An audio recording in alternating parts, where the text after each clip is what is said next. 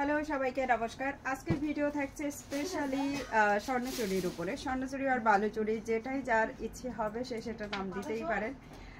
Actually এই বিষয় নিয়ে অনেক ইয়ে আছে, আমার মধ্যেই কনফিউশন অনেকটাই আছে, তো আমি সেটা আর বলতে চাই না। যাই হোক, শাড়িটা ভীষণই soft, body hugging and body correcting একটা শাড়ি এটা।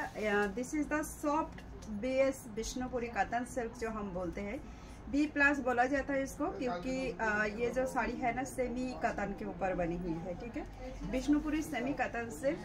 एंड जो A+ होते हैं वो तो आप लोग जानते ही हैं। This is the B+। एकदम बिल्कुल इसका जो लुक से आप देख सकते हैं, it's a very very very pretty silk. And मैं हिंदी बंगाली बहुत मिला के बात करूंगी। आई होप कि आप लोगों को समझने में आसान हो जाएगा। चलिए, ये वेरी ब्यूटीफुल साड़ी के साथ मैं कलर ऑप्शन दिखाना शुरू करती हूँ। इसका प्राइस क्या जाने वाला है मैं एक बार दिखा दूँ काट कर।